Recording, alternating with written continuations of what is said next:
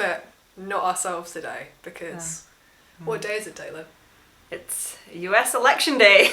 Yeah, well, more specifically, results day. Yeah, the day after. Like, Just completely disappeared. yeah. As of today, well, I don't know when the official handover it's happens. January. But as of today, we know that the Trumpageddon, Trumpageddon, as I'd like to call it now. Trumpageddon is here, and it's real, and it's happening. And it's really scary. It's scary for everyone. Like, everyone around the world it's scary for, because the US is such a massive superpower. And it's probably scarier for everyone in the US, because that's who it's going to directly affect first. But they're such a massive paving stone. Like, they're the way lots of countries follow and look up to. And it's terrifying, because I was reading articles this morning, and they're anti-LGBT, the whole... hugely. Yeah, exactly. And, like... But it's like, the Republicans, I think, are fairly anti-LGBT, because they're kind of conservative party, but more so. Like, we have the conservatives here, and Republicans are more conservative than them. But... at least if you had somebody who was kind of okay, it kind of waters down how extreme their actions are going to be. Yeah, but they're already saying they want to repeal the things that Obama put in place, protections like trans laws in schools. Like, they want to repeal it so it's down onto a local level, and it's just all of this, like, you know, the words they use to excuse that it's going to be bad behaviour after they've taken it away. Like, don't know if that made sense, but, like... I don't know what you meant. Like we're gonna leave it down to the local people, and we're gonna leave it down to the individual basis, and there's a lot of room for abuse of the system. Yeah, there's a lot of room for just people to be like, oh well, it's not our problem, and the protections from the government are there because it's everyone's problem and because it needs to be there. But it's like, needs to be guidelines. It's a super scary situation though, because you've got a conservative Republican Party. We're going into politics now. This is probably going to be a separate video. Edit, whatever. Like, you've got a really quite conservative party, headed by the most ludicrously bigoted man. And then this is also like, they've got several like houses of power. Like, in the way we've got the House of Lords and the House of the Parliament, they've got several. They've got like the Senate, and you've got the House of Representatives, and you've got various other little things. And all of those have a super high Republican representation at the moment. So it's like you've taken the most extreme man and put him in front of the strongest government. He has like the most power. And they're gonna follow him.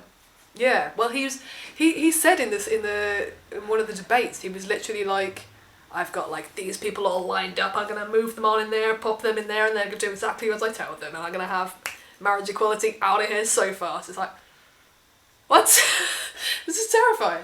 But it's terrifying globally. The President of the United States is the most powerful man in the world, and always has been. Yeah.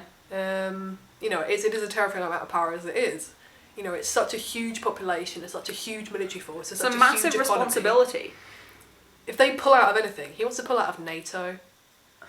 That massive treaty that protects like the whole of the Northern Hemisphere and stops us from erupting into war, he wants out of that. The recent Paris Agreement he doesn't believe in climate change. No, he doesn't believe in climate change. He doesn't believe in climate change. Like, he's in charge. He's in charge. He is now the man who gets to set rules about emissions, about the environment. Yeah, but he's not going to care about it. No. One of his first moves, like, this is according to the BBC, I don't know if this is true, but one of it, like, the things they were like, how this could affect the world was like, he's going to pull out of this massive Paris Agreement that like everyone's just signed up to, like, as of a couple of months ago, about climate change and emissions. And he's like, and I'm stopping all payments into like, all US payments into like environment protection. It's like,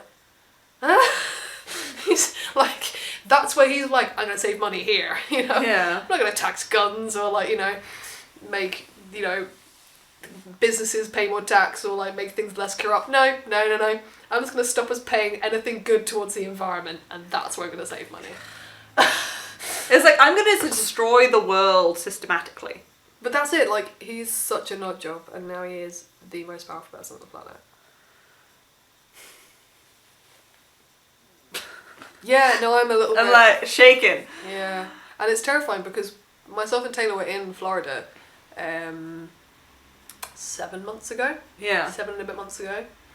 And we met so many trans people and so many sort of gender diverse people, and it's just terrifying to know that that is the environment they live in. Yeah, it was like a safe space, but that was our experience. It was, but I felt from what they had said from the people who lived there, it didn't sound like they had a terrible time, you know, of things like, and it is terrifying to know that that is the place that people we know and care about live. Like, and Florida was one of the better places. So you look at places that are bad now, and how bad it's going to be.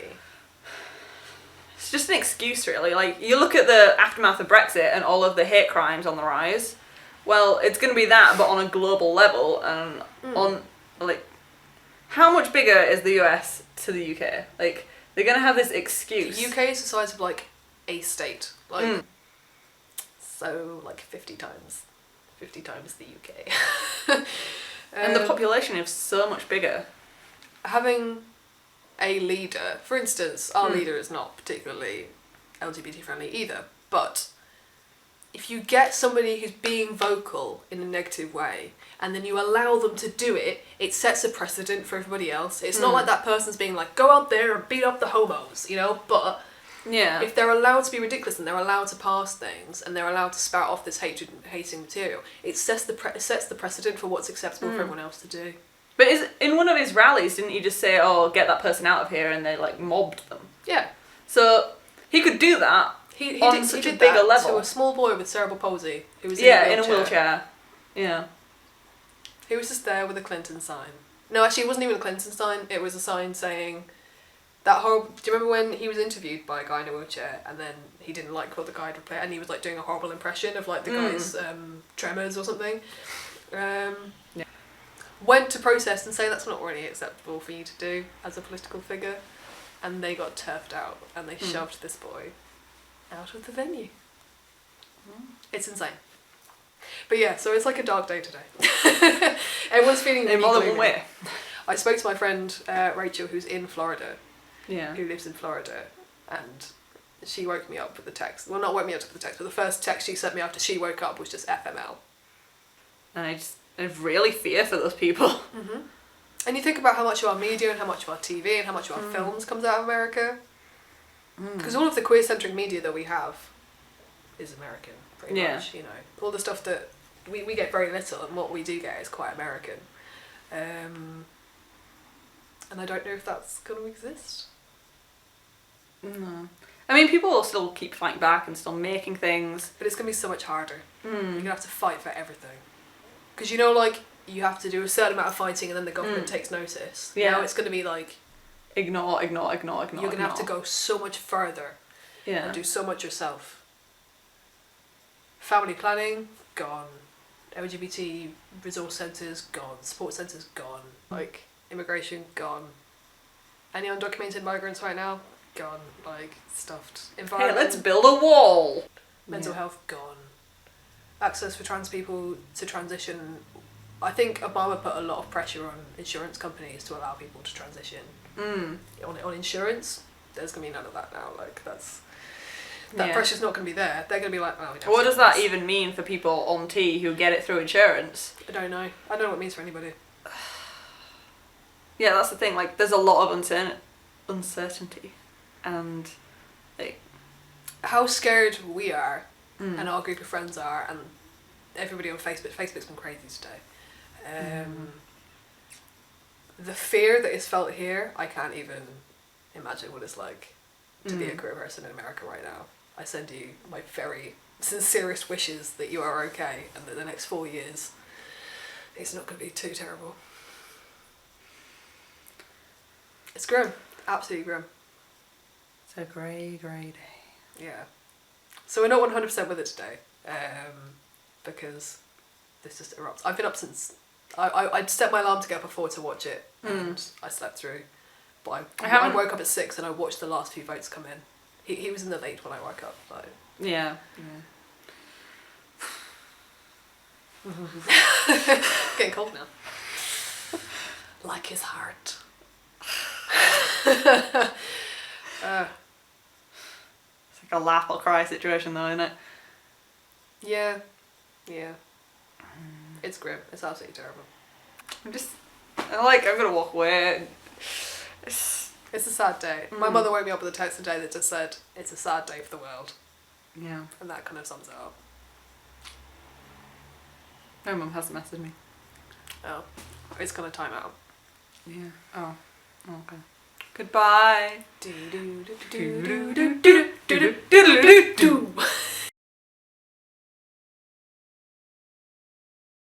Environment gone.